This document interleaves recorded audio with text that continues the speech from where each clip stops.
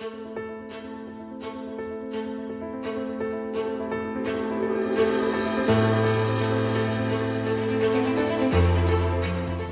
no ar A Palavra é Tua, o podcast do Sindicato dos Jornalistas. Hoje, aqui ao meu lado, a Lander, nosso parceiro do sindicato, estudante de comunicação, que vai me dar essa força ao longo das férias da Carla Seabra, a minha parceira. E hoje nós vamos falar um pouco, dando sequência, aos tipos de jornalismo que trabalhamos. Vamos falar do jornalismo cultural. Ninguém melhor do que Juarez Fonseca. Muito obrigada por ter aceitado o nosso convite. Juarez, quero começar tu fazendo um pequeno resgate sobre a tua vida jornalística. Como tu começou a trabalhar nesse circuito do jornalismo cultural, né? Como é que isso vem se desenvolvendo ao longo desses anos? Bom, eu comecei a trabalhar em 1969, ainda estudante na faculdade, na Zero Hora. Trabalhei 3 meses lá e aí resolvi fazer isso. 3 meses eu não era funcionário, não me efetivava e nem me pagaram nenhum dos 3 meses. Aí eu fui sair, aí me pagaram nos 3 meses, fui fazer estágio na Folha da Tarde. E eu fiz estágio, fui efetivado. E aí eu vou contar umas historinhas, né? Ao final de 11 meses, bom, aí o Galvani, que era o meu chefe, o Walter Galvani, comecei na Zero Hora, reportagem geral. E aí o Walter Galvani passou para setorista de economia, uma coisa que nem existia ainda naquela época. Sim. Aí eu tinha que ir todos os dias, eu não tinha pauta, eu que fazia a pauta, né? Todos os dias eu ia na FECOTrigo, FEArroz, Instituto de Carne, SUNAB, sabe? Todas as instituições ligadas à economia do Rio Grande do Sul. E voltava com notícia e tal. Aí deu uma história na redação que aqui isso costumava acontecer naquela época, as esculhambações, entre aspas ou sem aspas, das madrugadas nas redações. Tipo, fazer uma bola de jornal e jogar futebol na redação. Às vezes precisa matar o tempo, né? O tempo não passa. E assim, um dia deu uma guerra de laranja dentro da redação da Folha da Tarde, com o pessoal do esporte, né? Que ficava até mais tarde. Sim. Aí quando chegaram, o pessoal da redação chegou de manhã, as paredes estavam todas manchadas de laranja que explodiu nas paredes. Né? O Galvani chamou o Eloy, que era o contínuo, perguntou que estava lá de noite, quem estava aqui ontem? Ele disse tal.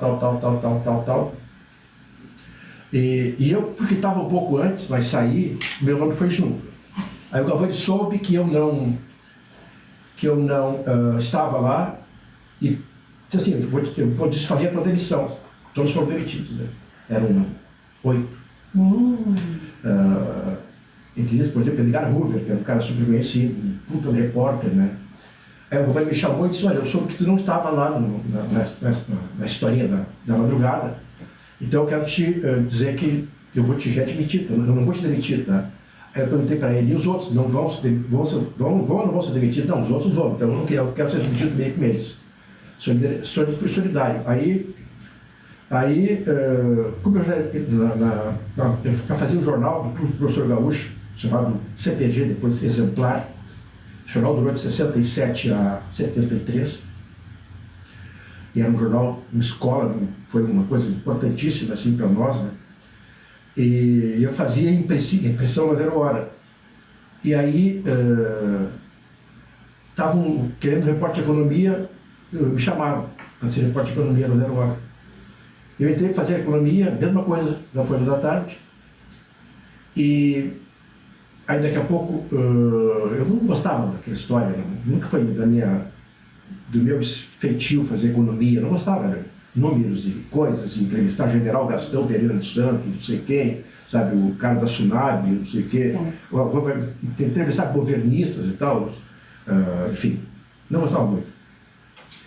E aí apareceu o Afonso Ritter, e aí disse, não, então vamos passar para Afonso Ritter. Aí eu assinei durante uma semana, eu andei por todos os lugares com ele, aí ele ficou secretário de economia e eu fiquei secretário de redação.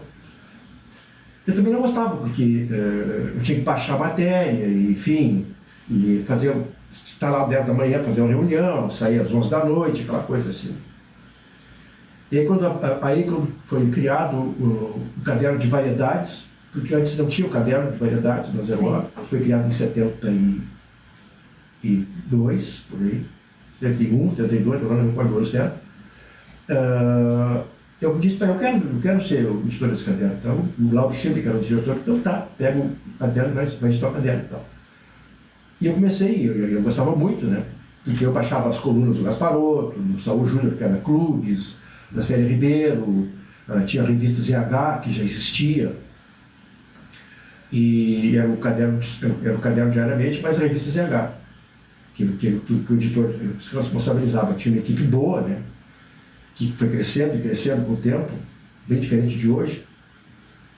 E em 72 eu comecei eu lia sempre o Jornal da Tarde, Folha, a Veja, o caderno B do JB. Eu lia muita coisa de música, porque eu sempre gostei de música. Isso que eu ia te perguntar, na tua vida pessoal, tu já era bem voltado a esse cenário cultural. Gostava da leitura, da música. Isso, eu me criei ouvindo rádio, com minha avó em casa, direto, rádio ligado da manhã à noite, né? E eu ouvia tudo que era programa, desde o regionalismo até o rock, né? De tarde, que tinha a hora do rock, a hora do broto, coisa desse tipo assim, né? E eu comecei um dia, eu resolvi fazer comentário de disco. Eu lia muito Tarek de Souza na Veja, muito amigo meu hoje. Lia o Maurício Cubruz e o Ezequiel Neves no Jornal da Tarde. Lia o Timorão e outros do Jornal do Brasil. E aí fui no centro, numa loja aqui da Artes Reunidas, eu acho, uma loja de discos, comprei 2 discos. O Expresso 2222 do Gilberto Gil, que tinha saído naquele ano. É um disco que ele fez depois da volta do exílio na Inglaterra, e um disco do T-Rex. Era uma banda uma banda progressiva inglesa, né? E aí comentei os 2 discos, e aí começou a chegar os divulgadores das gravadoras a me trazer discos, entendeu? E logo já tinha, assim, diariamente recebia assim 5, 6 de cada divulgador, né? E aí começou. Não parei mais de escrever sobre música. É porque isso é bem interessante, né? Porque hoje a gente vive um cenário, até em relação às questões musicais, que são muito amplas, né? E a gente até não deve discutir, porque afinal o gosto musical cada um tem efetivamente o seu. Mas essa questão que até acaba se tornando um pouco presente com alguns documentários que têm entrado. Recentemente eu assisti o documentário do Chitãozinho e Chororó, né, da história deles, esse papel do empresário, do cara que levava o disco, do cara da gravadora. Hoje em dia com as plataformas isso já não existe mais, né? E consequentemente também a própria acabou se esgotando também a própria função do jornalista especializado nessa área da música, né? Porque tudo, o mundo modificou de uma forma que a gente ficou um pouco sem esse tipo de informação, né? Eu nem sei falar direito, assim, não sei pensar direito sobre isso, porque é tudo muito recente. Sim, né? sim. Então a gente está no meio dessa mudança aí, né? Houve uma mudança, o LP durou de 1953 a 90, por aí, né? Por aí, 92, né? Depois veio o CD, que durou 92, digamos, que popularizou até 10 anos atrás. Até 8, 10 anos atrás. Mais ou menos. E aí veio o nada, quer dizer, tudo é digital, tudo é nas plataformas, entendeu? Exatamente. Mas mesmo assim, quer dizer, eu recebo muita solicitação. Tem caras que me mandam discos físicos, que cada vez menos, né? Sim. Mas tem muita gente que gosta de disco físico, que tem na mão um disco físico, né? Eu tenho uma puta discoteca, o que eu vou fazer com aquela discoteca? Eu não vou vender aqui. Não pode, é um patrimônio. Enfim, mas... e eu recebo os caras a mais da metade, quer dizer, 80% é divulgando música digital. Porque álbum digital. Isso.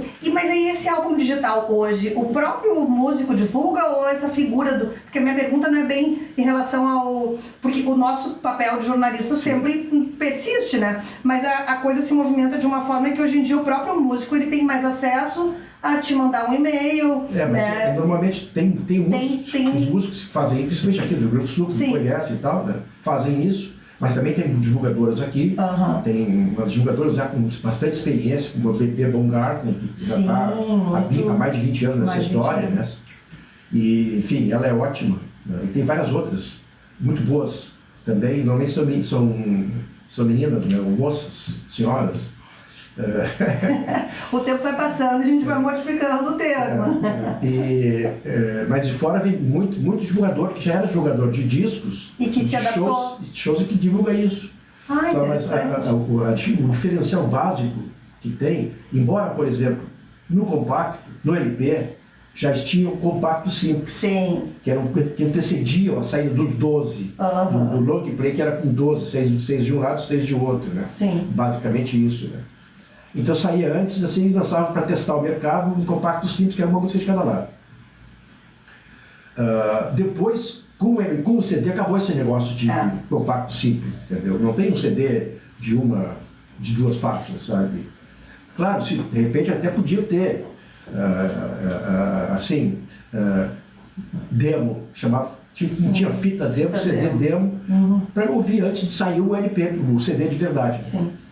Antecipar e tal. Mas hoje o que está muito ocorrendo é single.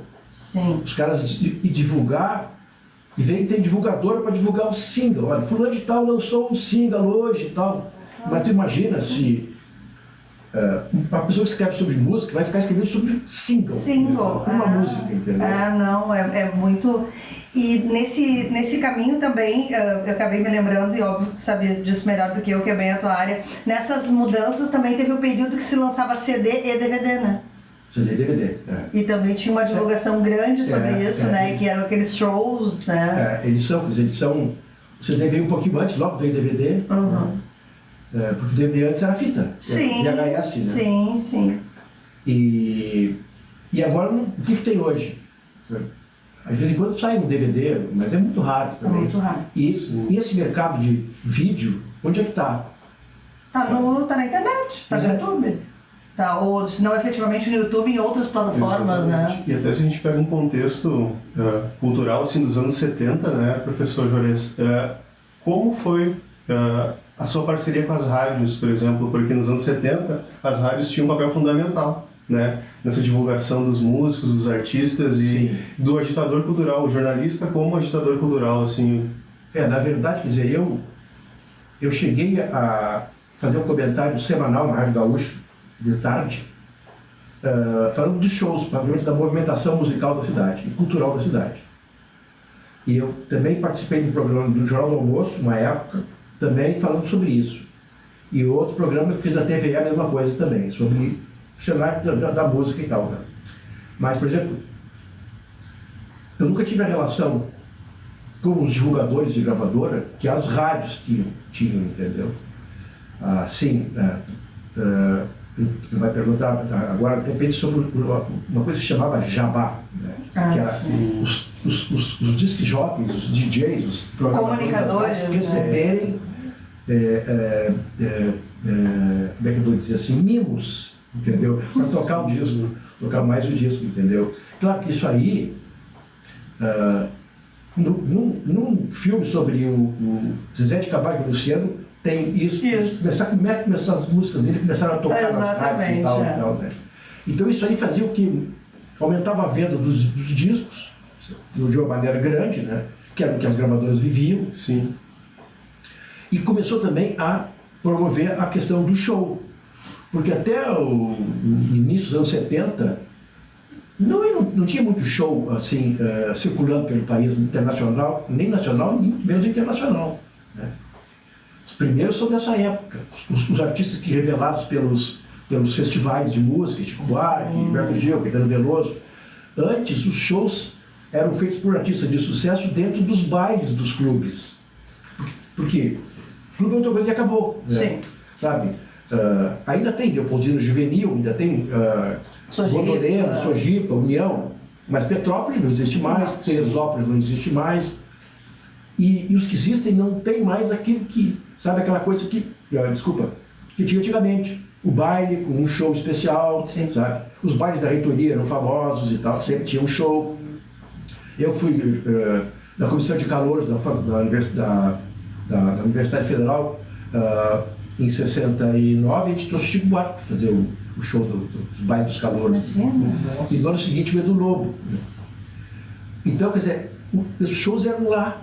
E as rádios, que tinham programa de auditório, basicamente Gaúcha e Farroupilha, tinha um programa de auditório, programas famosos, esse era Farroupilha com o Salimem Júnior e o programa Maurício Sobrinho aos domingos, aos sábados à tarde, que eram apresentados às vezes no auditório da rádio e uma vez por mês num cinema, no caso Cine Castelo, o Cine Avenida, o Clube do Guri, que era um programa de calouros de onde começou a Elis. Ele uma vez por mês tinha uma distribuição de prêmios e tal, e era no Cine Avenida que era realizado, né? Então tinha essa coisa da rádio, né? Depois disso aí sim, caiu em desuso essa coisa do jabá, porque ficou outra coisa, a divulgação de música, enfim. Quer dizer, eu não digo que tenha desaparecido, acho até hoje que existe, pode existir ainda, entendeu? Porque a música sertaneja, ela ganhou visibilidade especialmente, além do dinheiro do agronegócio, né, do Centro-Oeste, muita coisa de divulgação em rádio, né? Nas rádios, assim, fazendo. Então tu vê que quer ouvir música brasileira boa, a chamada boa música brasileira, só tem a FM Cultura em Porto Alegre. Exatamente. É verdade. A única. Exatamente. E, enfim, e as rádios antes também, elas tocavam de tudo. A Gaúcha tinha programa regionalista de manhã, tinha programa de entrevistas e culinária e coisa de manhã. Mas eram fatias segmentadas, né? Isso eu acho que isso é uma forma de sucesso, porque daí a pessoa realmente pode procurar o que ela quer ouvir. Né? A FM acabou com isso. Sim, exatamente. Então a FM teve, a FM tá pop, outra FM é música mais popular, popularesca, sei lá o que, mais popular mesmo. Outra FM é música regional, Rádio Liberdade, surgiu nessa história aí, né? E tem uma que toca um pouco de funk e um pouco de sertanejo da sofrência. Sim, e a FM Cultura só toca música brasileira, assim, Sim. Na programação. Exatamente. Claro que tem um programa de rock que toca um tipo de rock e tal, né? Mas a programação básica dela é MPB, música popular brasileira. E os gaúchos, basicamente, só tocam na FM Cultura. Só. Alguma coisa toca em outra rádio, mais tipo Atlântida, mas aí é rock. Né? Sim. É pop rock. Na tua opinião, Juarez, eu já ouvi várias coisas sobre isso, que o gaúcho tem dificuldade de aceitar, né? Por exemplo, o sertanejo demorou muito para colar aqui, né? Demorou muito, já era estourado em São Paulo, sim, todo o Sudeste ali, e aqui custou muito para pegar, conseguiu chegar a Paraná e deu uma trancada nessa Catarina, demorou muito para colar aqui. Mas em contrapartida nós também nunca conseguimos alavancar de verdade, né? Sim. Obviamente que tirando, né, Elis, que saiu daqui, mas assim, uma formatação de bandas ou de... Eu lembro de quando eu era jovem, nós tínhamos Engenheiros do Havaí, circulou por ali um pouco, colocou música em novela, depois pro grande público sumiu. Hoje existe Humberto, na minha opinião, eu acho ele maravilhoso, e acho que ele funciona bem, ele continua, né, no cenário, mas o Engenheiros não estourou. A nossa cultura gaúcha, quando foi criado, né, aquele projeto da Tia Music, meio que nasceu morto, a gente também nunca conseguiu colocar pro resto do Brasil a nossa cultura musical. A Tia Music foi uma espécie de contrapartida à Axé Music. Sim. E não deu certo, realmente deu, quer dizer, eu me lembro de ver um show de Tia Music no Araújo Viana, estava lotado no Araújo Viana. Sim. No Tia Guri, sim, Tia Barbaridade, Mas não, quer dizer... Mas foi muito rápido, foi efêmero. Que eles tocavam nos CTGs antes. E aí, eles passaram, os CTGs passaram a... O CTG é uma entidade ultra-reacionária. Né? Assim, podemos dizer que 99,9% dos CTGs são reacionários. Entendeu? Não olham para os lados, sim, só olham para frente, só olham para uma direção, como se tivessem aquelas coisas que os cavalos têm de carroça, né, que só pode olhar para frente, não pode olhar para os lados, não pode prestar atenção nos lados. Né? Então eles perderam esse espaço, né? O CTG barraram isso aí. Mas, por exemplo, eu estou pensando que um dia escrever uma coisa sobre isso aí, mas eu sei que vem chumbo grosso.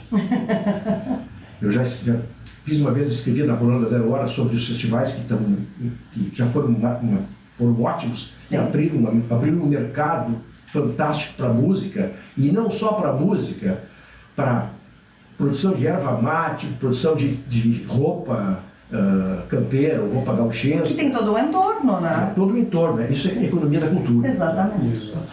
Então, eu pensei em escrever sobre por que músicos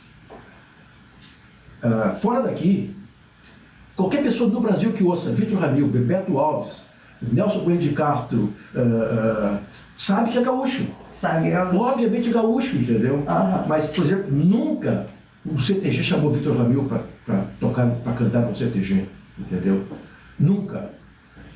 E o Vitor é melhor e mais gaúcho que a maioria dos gauchescos, dos gritões gauchescos, entendeu? Sabe?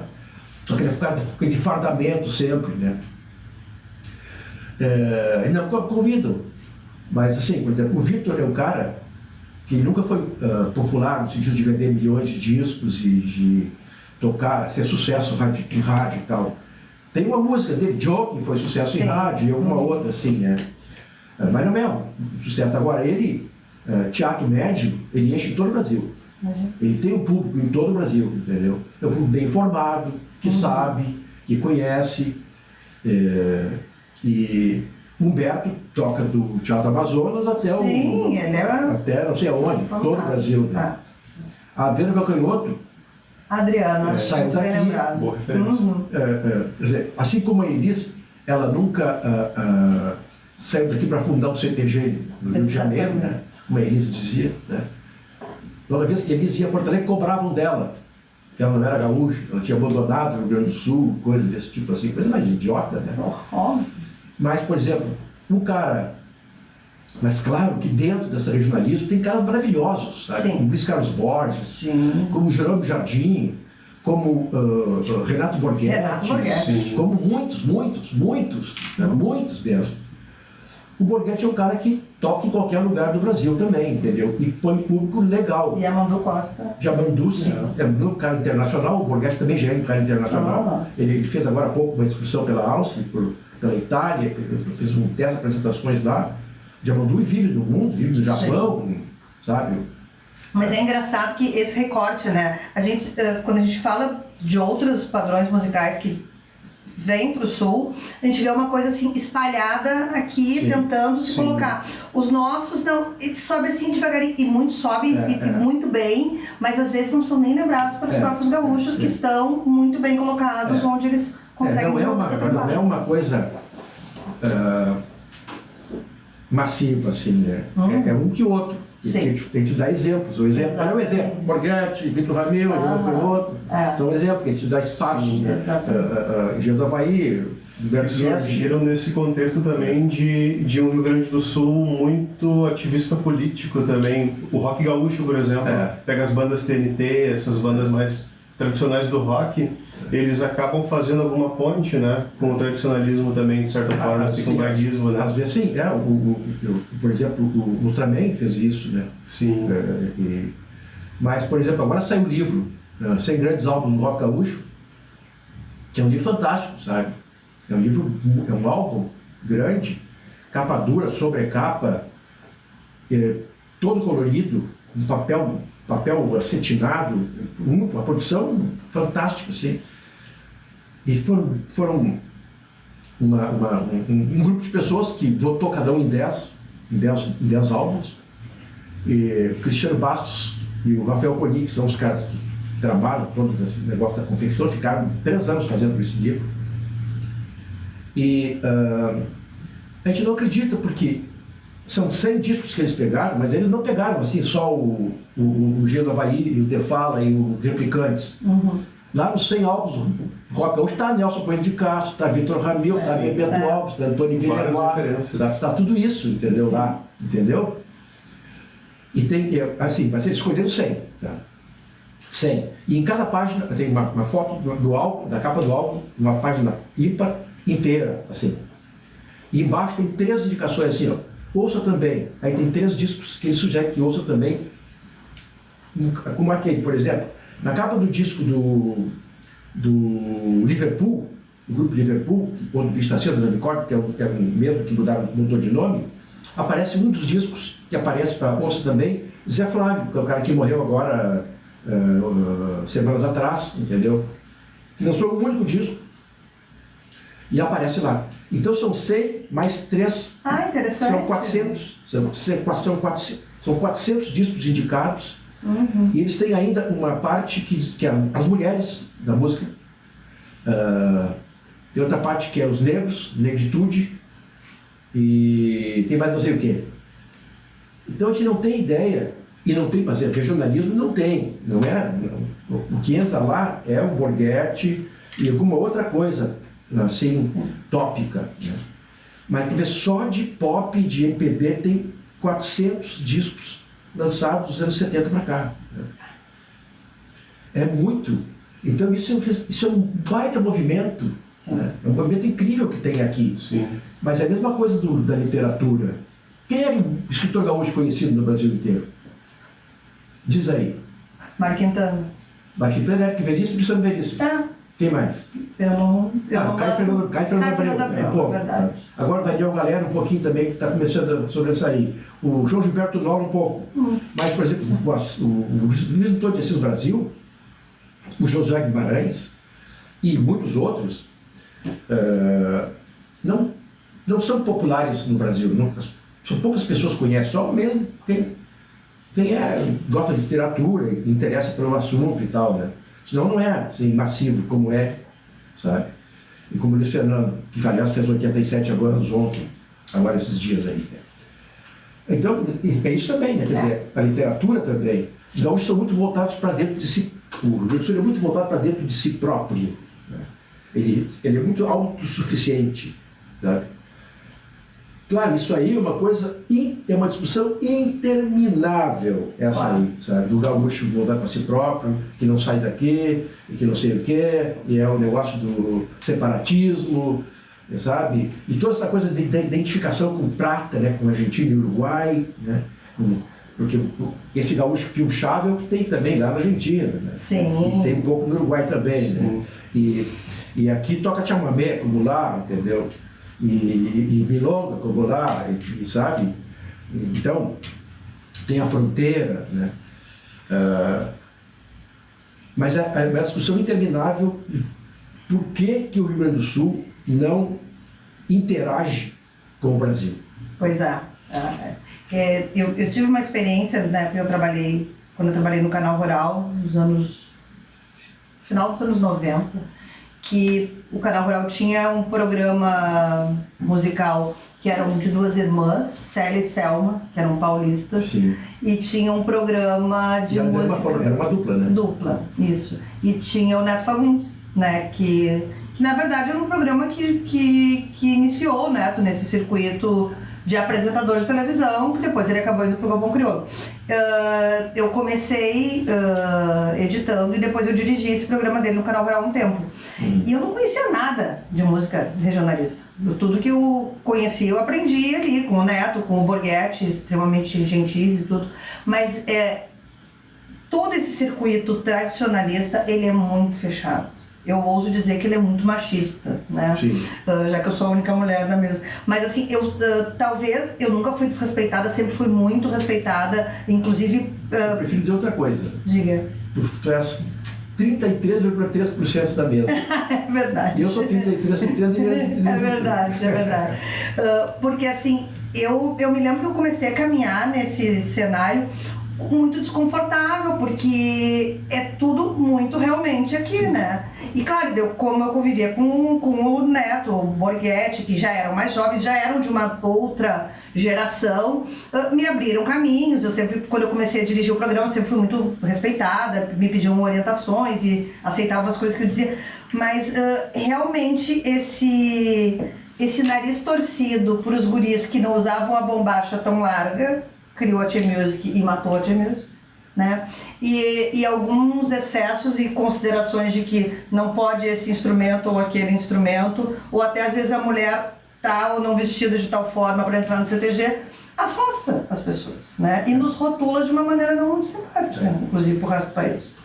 E aí tem, essa discussão é difícil porque ela é sensível, né? Sim, claro. As pessoas se sentem, digamos assim, diminuídas ou agredidas quando se critica. Claro.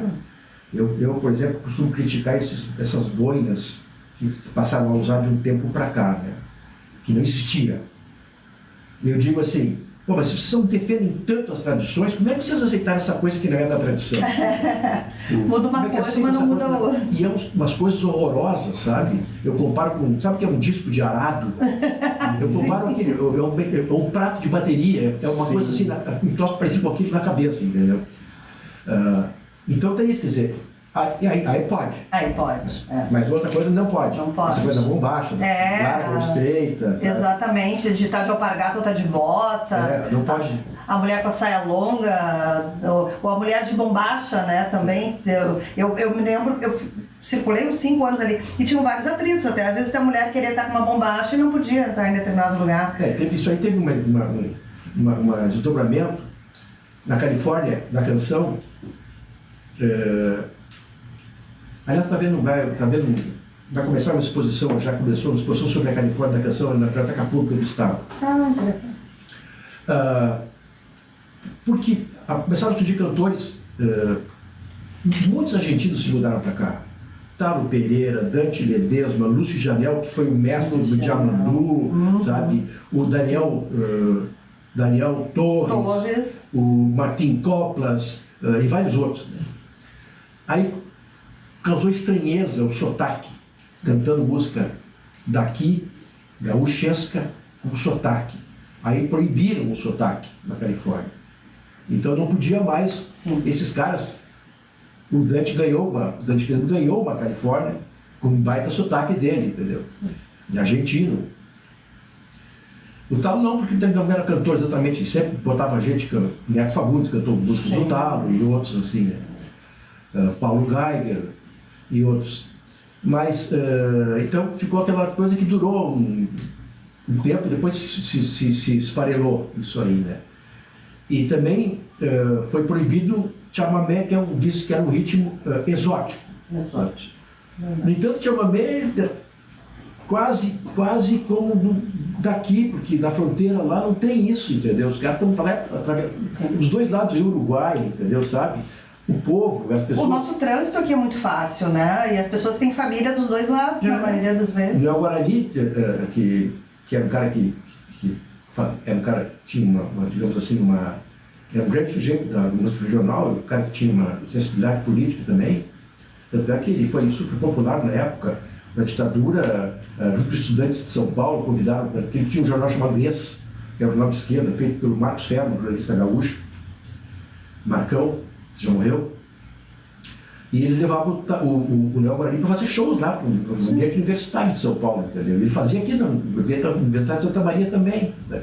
Tem um disco póstumo dele, um CD póstumo, que é gravado ao vivo no cinema de Santa Maria. Que legal. E ele falava, numa música dele, ele falava esse negócio do intercâmbio dos dois lados do rio, sabe? Então, de 10 caíques carregados já atravessaram o Uruguai para o baile do Manduca, para a bailanta da Manduca. Então, eu via gente dançar no baile daqui, gente daqui dançando no baile de lá e cantar aqui, entendeu? Então não tinha essa coisa de... A fronteira era líquida, né? Não era uma coisa assim... Era o rio, claro, mas... Sim. Não era uma coisa intransponível, né? Então não tinha como proibir o chamamé. Tanto é que depois... Acabou tendo... Acabou, sabe? Agora mesmo, 3 semanas atrás, veio uma equipe aqui da TV de Correntes que está fazendo um documentário sobre o chamameceiro, quer dizer, o cara que canta o chamamé. Sim. O chamameceiro é como o milongueiro, né? E como o trovador. Ele é um tipo, sabe? É um tipo, assim. Sim. Ele tem toda uma postura diferenciada. É como o roqueiro, né? Sim. O vocalista. Ou como um heavy metaleiro, sabe? Que é um tipo de coisa. Sim, sim. Rock progressivo é outro tipo de coisa. Então, aí o personagem, de certa forma. O Messier tem a turma dele, os compositores dele, os seguidores dele, né? Você estava falando de política, né, há pouco, em relação à questão das apresentações dos músicos. Hoje, tu acha que a música está mais distante da política do que já foi nos anos 70, nos anos 80? Porque muito se usou, né, desse recurso, principalmente o rock, eu ouso dizer, porque também não tenho tanto conhecimento. Se usava para se dar recados, né? Tanto aqui quanto os roqueiros de Brasília, do Rio, né? E hoje, como é que tu avalia esse cenário musical em relação ao recado para a política ou ao posicionamento político desses músicos? Eu acho que assim, lá, isso aí tem livros sobre, né? Tem vários livros sobre censura da época da ditadura e tal, e muitos artistas foram perseguidos pela censura. Chico Buarque é um deles, Gonzaguinha é outro, Taiguara é outro, Geraldo Vandré é outro, e assim vários, né? Que bateram de frente, né, contra a ditadura, contra o status quo vigente, né? Tiveram música proibida e, assim, capa de disco proibida. Eu tenho um disco da Blitz, que é de rock, que aí não é exatamente, é política e costumes, né? Também é coisa do moralismo também, né? Que, para não perder todo o material usado, a gravadora riscou, assim, com um prego, sei lá o que, a faixa do disco. Então, tu imagina a gravadora pegar 10 mil, 15 mil discos e riscar um por um para tirar aquela faixa. Teve um do Paralamas, do Legião Urbana também, que teve isso. Eu me lembro que eu tenho esse disco numa capa bege em casa. E era uma dessas, acho que era João de Santo Cristo, alguma coisa assim. Foi uma dessas músicas que estava lá riscadinho, eu tenho o Cliente Pedir, eu tenho isso lá em casa ainda, guardo, saiu dentro da capa do disco, do LP, né? Um selinho assim, proibida a radiodifusão pública, radiodifusão e execução pública da faixa Trova, sabe? Porque falava em gaúcho bunda mole, entendeu? Eu não sou de perder trova para o gaúcho bunda mole. Gaúcho bunda mole, é verdade. Teve um vereador em Porto Alegre. É verdade. Teve um vereador em Porto Alegre que queria proibir as rádios de Porto Alegre de tocar essa música, dizendo que aquilo era uma ofensa aos gaúchos, não sei o que, do cliente pedir, né? Sim. Era uma ofensa aos gaúchos e tal. Rubem Tomé era o nome do cara, do vereador. Aí eu fiz uma capa do segundo caderno da Zero Hora, gozando, debochando dele, né? Gozando com ele, né? Mas enfim, então, nós tínhamos um inimigo comum. Todos, quem não gostava, quem não era pró-ditadura, era inimigo da ditadura, né? Nós tínhamos um inimigo comum. Muitas redações de jornais tinham censor dentro da redação. Por exemplo, o Estado de São Paulo e o Jornal da Tarde tinham censor dentro da redação. E, assim, o Jornal da Tarde e o Estado de São Paulo reagiram contra as matérias censuradas quando saiu o Estado de São Paulo publicava trechos dos Lusíadas de Camões, quando uma matéria era censurada.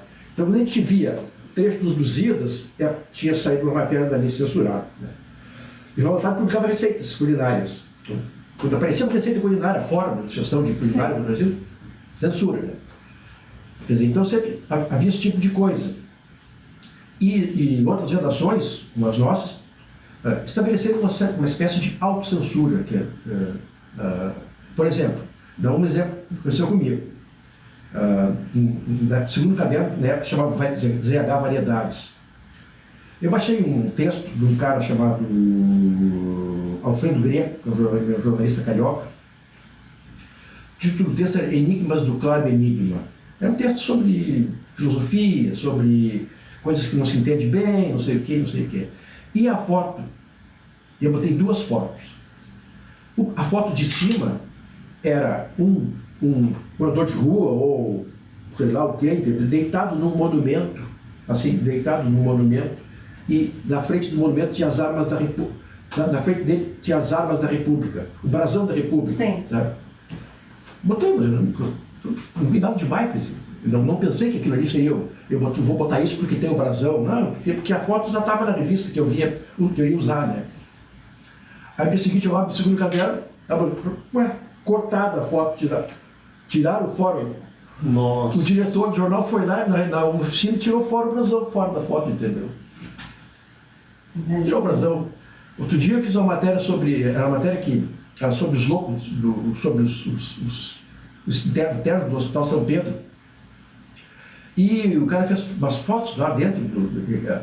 O título, a matéria era um negócio chamado Contos de Maldoror, que é um conto de um escritor famoso, que eu não recordo o nome dele agora, é um ator, não lembro quem era esse cara, sobre essas pessoas. A palavra louco também está fora de moda para usar louco, mas não é também demente, não é sempre fora da razão e tal, né? Aí eu baixei uma foto de um cara, desse cara do hospício, do São Pedro, de costas, Sim. dentro do banheiro. Vou abrir o jornal no outro dia, a Sandra Breia na capa. Então tinha isso, entendeu? Sim. Mas eu estou dizendo sobre hoje, é a mesma coisa que a ditadura acabou em 85, né? Com a eleição do Tancredo. Sim. São 30 anos. 40 anos. Logo em seguida, aquele furor anti-ditadura, anti-regime e tal, de Chico, de Caetano, de todos assim, ele virou para o outro lado, foi para o outro lado, não ficou naquilo assim, entendeu? Teríamos muitas críticas a fazer, eu acho hoje, muitas críticas a fazer, e são feitas, mas só que se dilui, sabe, na quantidade de coisas que saem. Uhum. Por exemplo, eu comentei ontem, eu escrevi ontem um comentário que vai sair na sexta-feira agora, sobre o disco do cara chamado Leandro Maia. O Leandro é um cara que se formou em literatura brasileira e formou em comunicação, em música na Inglaterra, e é professor da Universidade Federal de Pelotas. Né? E é um grande músico. E o disco dele chamado não é o nome de cachorro, do Sul, cachorro vagabundo, não é o nome? Vira-lata. Não, vira-lata, mas tem um outro nome, é o... Cusco. Não. Guaipeca. Guaipeca. E tá cheio de coisa fortemente política, sabe? E criticando, porque não é só política hoje que critica. Tem muita coisa sendo criticada. É verdade. Naquela época era basicamente a política. Sim. Hoje é a moral, sabe? É o politicamente correto, é o fascismo, sabe? Uhum. É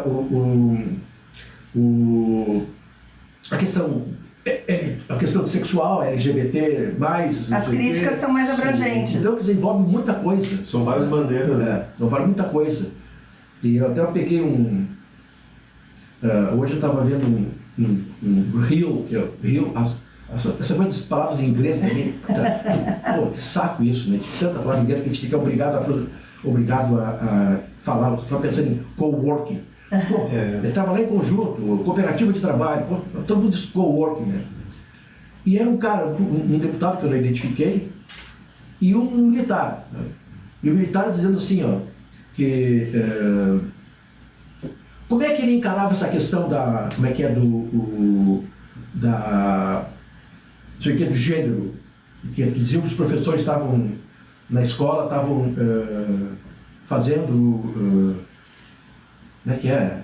Ideologia de gênero. Ideologia de gênero, entendeu? Estava impondo ideologia de gênero para as crianças, entendeu? Aí o cara estava dizendo para ele, não há nada disso. Quer dizer, o que é ideologia de gênero? O cara estava para o militar, quieto, não sabia o que era. Não sabia dizer o que era ideologia de gênero, entendeu? Me explica, ideologia de gênero, o que é. E o cara falava, a pessoa nasce com um gênero que ela vai ser. Não é ninguém que vai dizer, ninguém que vai ensinar ela que vai ter que ser assim, ela sabe, entendeu? Sabe, quem é gay não vai ser machão, sabe? E vice-versa, né? Quer dizer, as pessoas nascem. Não vai ser definindo que as meninas usam rosa e os meninos usam azul, que nós vamos mudar alguma coisa. Então estava esse cara falando, então tem N questões, a questão do sertanejo é uma delas, Sim. a questão do agronegócio é uma delas, né? Agora mesmo a gente tem falado muito nisso. Estava outro dia uma pessoa falando também, um cara bem conhecido, que eu não recordo o nome agora, falando que o MST deu não sei quantas mil refeições na área dos flagelados de Mussum e Roca Salles e tal, né? E o negócio deu zero, nada, sim, não colaborou com nada, entendeu? Sabe? Se eles, o cara dizia, se eles pudessem ajudassem, teria muito antes terminado essa questão de, sim, até hoje estão recolhendo donativos, claro, e roupas e comida e tudo mais, né? Não, e a gente vê que tem, e até porque a própria mídia, né, e a Globo, hoje em dia com a Globo que já foi gravadora, hoje em dia é a Globoplay, com todos os veículos e todos os braços que a Rede Globo tem, né? Com essa mídia, dessa divulgação específica dessa série do Chororó, do Chitãozinho Chororó, que não tinha como não assistir, no mínimo a curiosidade jornalística, sim, precisa saber o que está acontecendo. Aí eles lançam também bem no período de um festival grande em São Paulo, onde Bruno Mars coloca o pianista a tocar Evidências, né? Então tem todo um desenho que favorece, né, para que o país consuma de uma maneira sem critérios, digamos assim. E na verdade, quer dizer, isso eu digo brincando, falando sério ao mesmo tempo, tinha uma revista de São Paulo chamada Sucesso, eu colaborei muito tempo com essa revista, e ela era uma empresa que lidava com negócio de divulgação de música, de coisa, e tinha uma revista, tinha a revista Sucesso, que era uma revista de variedades assim, de música, mas bem variada, e eles tinham uma revistinha menor, com endereços de artistas, contatos com artistas. E era assim, milhares de contatos com artistas, empresário e tudo mais, milhares. Assim. E sertanejo estava lá a parte dos sertanejos e tal, né? Se tu pega uma revista dessas, que eu tenho lá em casa ainda, e vê em 90, 91, sei lá, por aí, 80 dupla sertaneja, não resta nenhuma hoje. Nenhuma. Pois é. Assim, quem sobrou? Nem aqueles que inventaram o nome Porto Sertanejo Universitário, que teve problema de machismo com um deles, né? Sim. Tatiana Mulher, não sei o que e tal. Nem esses caras, não dentro dessa dupla. Que um deles namorou a Xuxa, né? Se eu não me engano, não é Victor e Léo? Victor e Léo. Não é? Acho que sim. É um deles. Nem eles permanecem. Nem eles existem mais. Não existe. Quem existe? É o Chitãozinho Chororó e o que eu falei outro do filme também, o Zezé de Camargo e Luciano, e o Leonardo ainda circula, né? Leonardo, mas ele tinha uma dupla com o Leonardo morreu. E o Daniel, que também tinha uma dupla que o parceiro morreu. Ele continua, Até na dupla Victor e Léo Chaves seguiu um pouco mais de carreira, mas também mas ele se afastou bastante, assim, agora. Então, quer dizer, tem um início que é uma coisa meio que confunde com música caipira, no início, assim, do Nico Tinoco, não sei o que, parece que tem dupla, sabe? Mas nasce 50 por dia e morre 50 por dia, desaparece 50 por dia. E o que eles deixaram? Que letra, que música, que coisa ficou para a história da música brasileira, desse movimento do sertanejo todo, que é um troço enorme. Quer dizer, que os caras lotam ônibus para encher o negócio, para gravar vídeos e etc, etc. O que eles vão deixar? Nada. Não se tem uma música assim que... até, né, por movimentação mesmo de pessoas, a própria comoção, que foi a morte da Marília Mendonça, uma mulher jovem que estava fazendo sucesso para o seu mercado, mas que movimentava muita gente, a gente via. Sim. E foi uma comoção nacional, obviamente porque a forma que ela morreu foi muito trágica também, mas o número de pessoas que envolveu, e tu viu o sofrimento, mas também eu ouso dizer que daí pulando do sertanejo para Mamonas Assassinos. Será que Mamonas teria tido algum sucesso se não tivesse tido aquela carreira tão rápida e acabado da forma que acabou? Será que Marília Mendonça continuaria na história se ela se ela não tivesse, sabe, por uma fatalidade morrido. Porque realmente a gente fica pensando que o que essas pessoas deixaram, ou melhor, o que essas pessoas vão deixar de fato, né? Porque de tantos mesmo, como tu estavas comentando, que começaram e que a gente não tem nem mais ideia de Não, onde porque, andam. por exemplo, a temática deles é a mesma sempre. Sempre, acaba ficando uma coisa E não, batida. por exemplo, considerações sobre o mesmo tema. Sabe? Sim. Sempre sofrência, não sei o que, isso e aquilo. A bebida, a traição. Eu tenho uma máxima que eu até anotei aqui para trazer, né, que o que as pessoas escutam, ele fala muito sobre elas. Então, o jornalista, ele tem um papel de gerar esse gatilho de interesse, né, ainda mais na área cultural.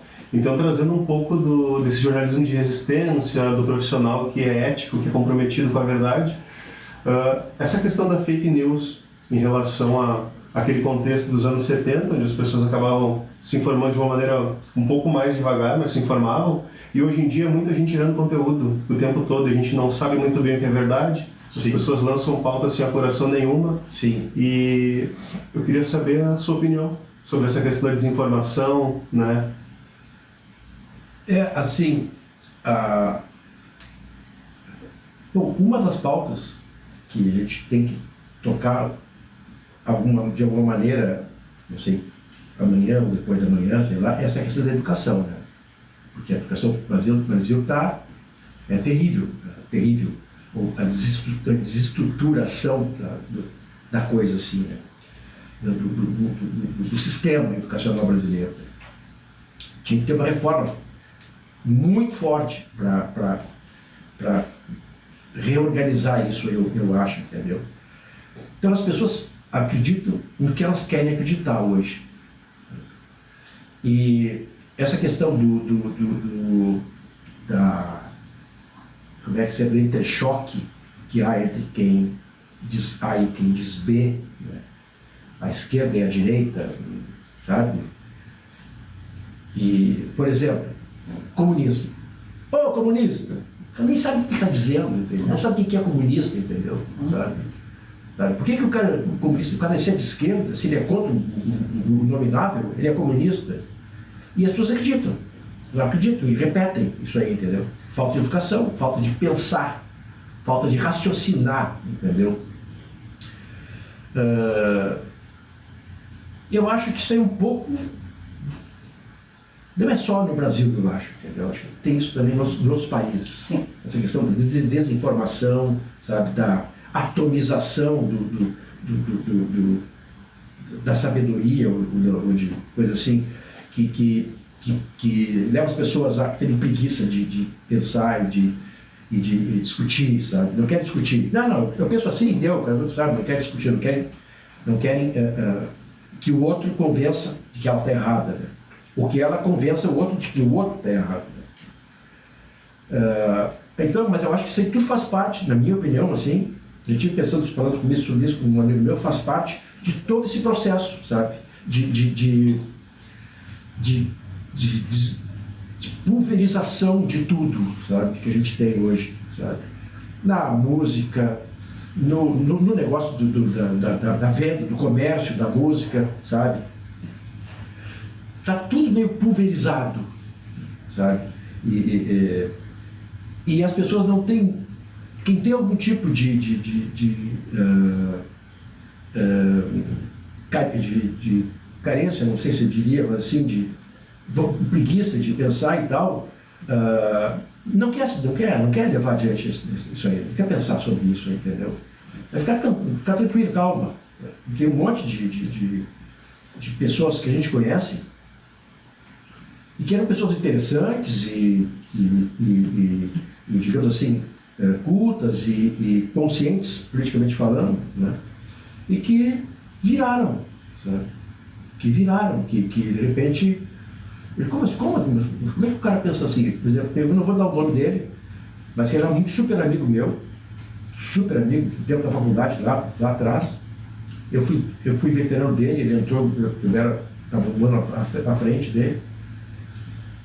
Um poeta, livro publicado, muito bom poeta, cara consciente, de esquerda. Outro dia ele disse e era meu amigo do Facebook, a gente falava bastante e tal. E outro dia, ele, meses atrás, ele postou uma coisa, peraí um pouquinho, fulano, não é que é isso? Por que está dizendo isso? Eu não estou entendendo, não estou entendendo, o que ele está pensando? Que história é essa? Me bloqueou, me cortou e tchau pra mim, entendeu? E o cara virou, sabe? O cara virou. E assim, muitas pessoas que tu não se revelam de repente assim para ti, tu fica assim, pô, mas como?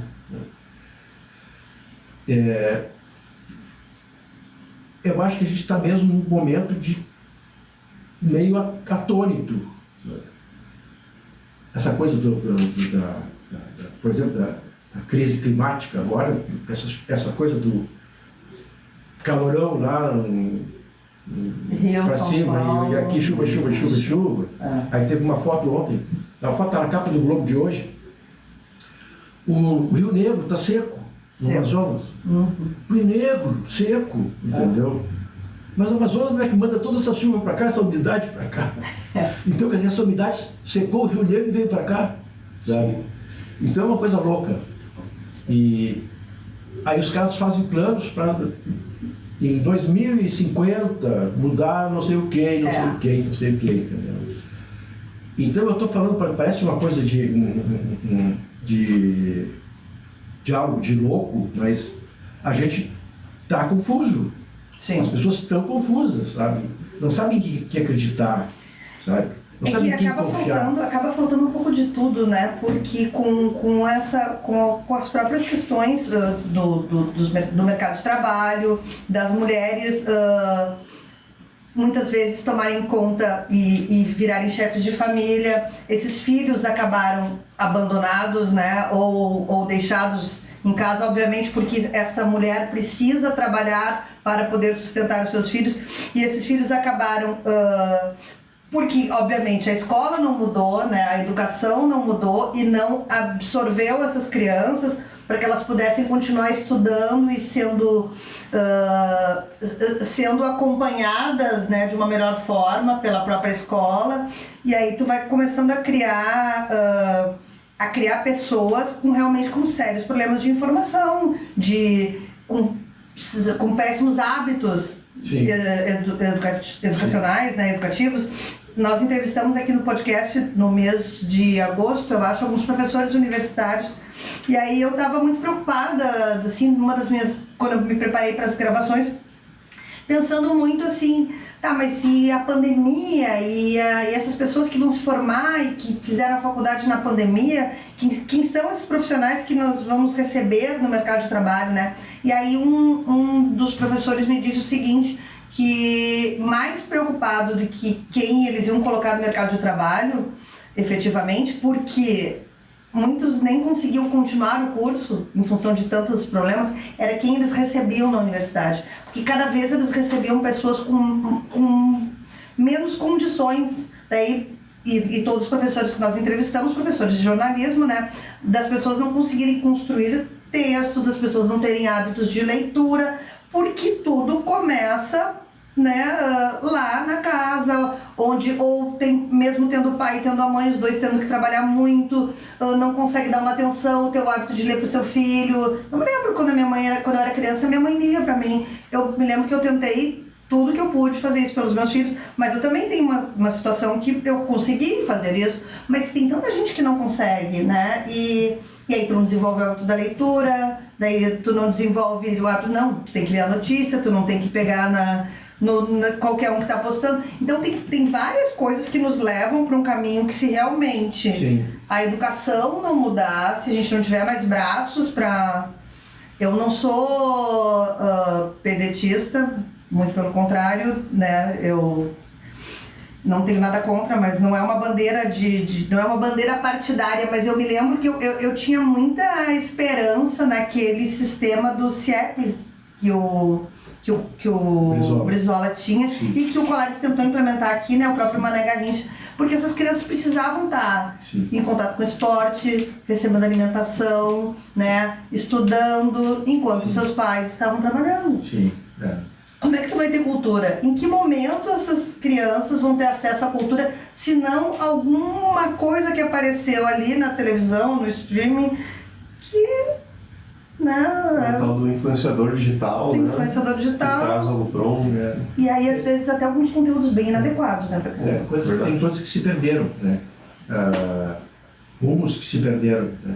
Então isso desorienta, assim, não é orientado, isso desorienta, né? Eu sei que a minha mulher é pedagoga e psicopedagoga e ela já fez uns trabalhos em escolas e tal.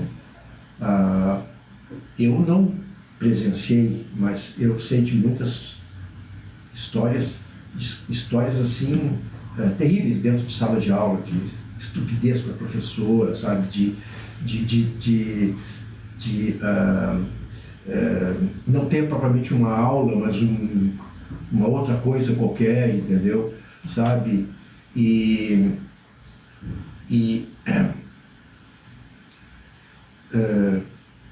Há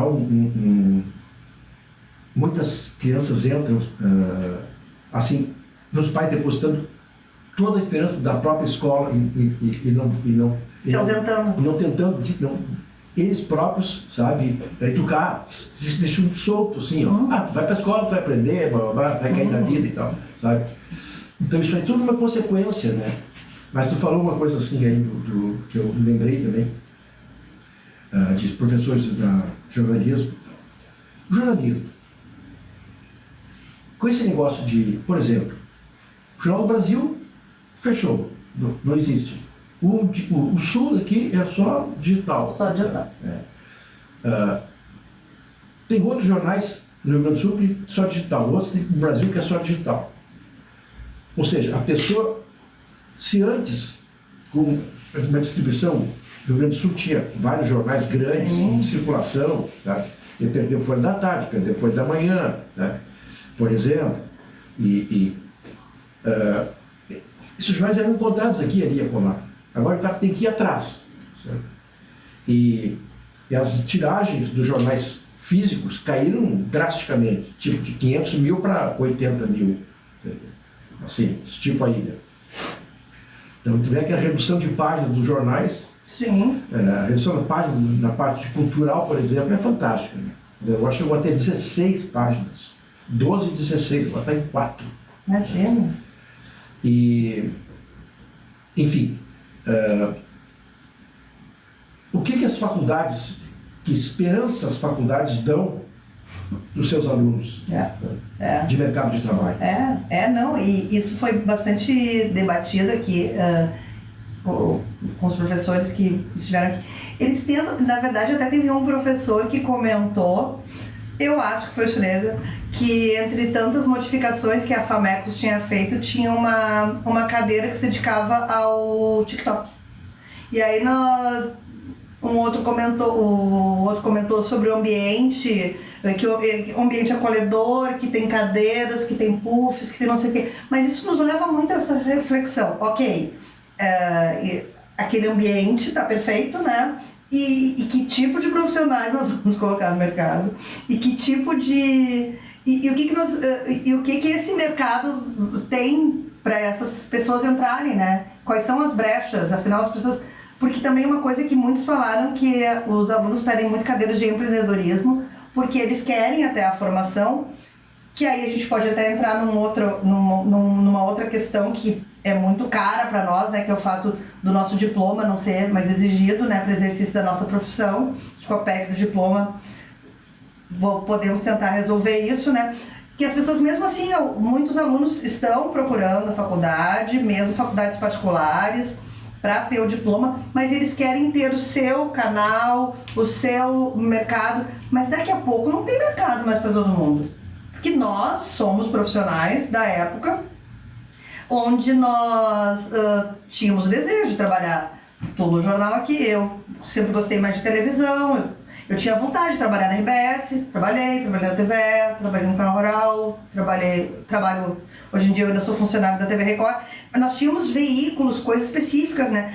E aí muitos professores defendem que hoje em dia as pessoas têm mais mercado. Eu tenho minhas dúvidas. Que mercado é esse para esses profissionais?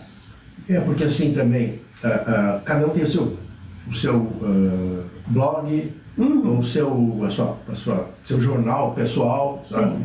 Tu vai assim, Tem muita gente que tem, e tem vários jornais digitais, né?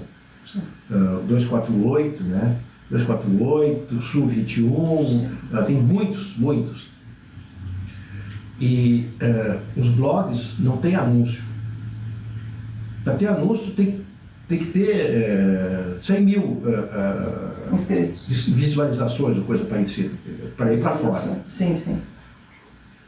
E mesmo os jornais físicos estão perdendo anunciante direto, assim, não tem, é uma coisa maluca, falta de não ter anunciantes, né?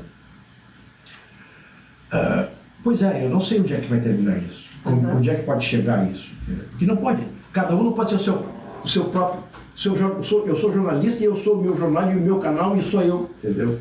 Tem que ter conversa, tem que ter interagem, entendeu? Tem, por exemplo, o Telegram não, o Telegram, aquele jornal que era aquele americano que foi depois, né? Não, o Telegram era tipo WhatsApp, é um canal de... não é o Telegram que eu estou falando de outro, não me lembro. Sempre. Era um americano que foi perseguido e tal, depois ele saiu do jornal, e continua sendo feito no Brasil, que é muito bom, um jornal de esquerda, assim, que combateu, que primeiro botou os podres da Lava Jato para fora, enfim. Tem gente que tenta o matinal aqui em Porto Alegre, tenta fazer, mas estão sempre pedindo esmola, sempre pedindo esmola, sempre pedindo esmola, entendeu? Colabore. Mesmo o Wikipedia sempre está pedindo dinheiro, entendeu? Eu tenho um e-mail que é do... também sempre está pedindo, olha, que é independente, então colabore, sabe? Mas só que colabora com um, com dois, não pode colaborar com todos. Né? Claro que não. Sim, não tem como. Né? Até porque tem que colaborar, assim, com os flagelados da enchente. Aí tu vai lá no Facebook hoje, a Núbia está apelando com o pessoal, um grupo que tem no Morro da Cruz, que está ajudando as pessoas a alimentar alimentos e abrigos e barracas e lonas e sei lá o que, entendeu? Todo dia tem alguém pedindo. O cara que está mal tem que fazer tem um remédio que custa caríssimo e ele precisa comprar esse remédio. As vaquinhas virtuais, né, tomaram muito espaço também, né? Isso tudo acaba sendo muito confuso. Juarez, nós poderíamos ficar a tarde toda conversando contigo, mas para encerrar eu gostaria que tu desse uma dica, uma mensagem para o pessoal que está começando a carreira de jornalismo, que gosta dessa área cultural. Como é que tu imagina que essa pessoa deve chegar para se dedicar nesse cenário? Sempre tem espaço, né? A gente não pode abrir mão dos sonhos, eu acho, né? Sim, eu acho que sim. Bom, a única coisa que eu posso dizer, assim, eu não sou professor, nem filósofo, é que as pessoas se informem, né? Eu acho que o jornalista tem que ter informado.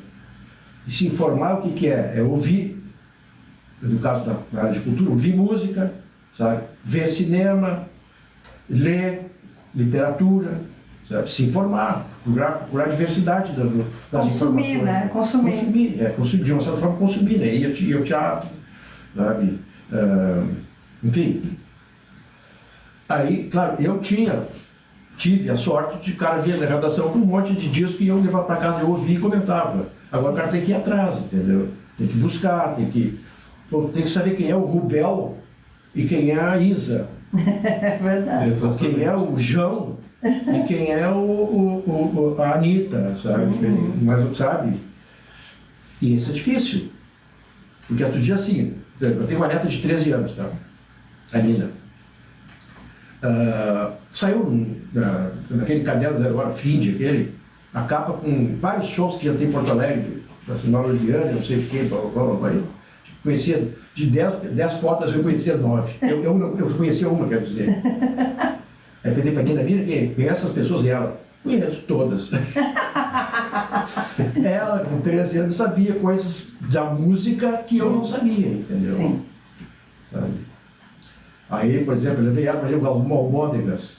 Ela dormiu, ela não gostou, não dormiu. Depois eu levei ela para ver o Ian Ramil.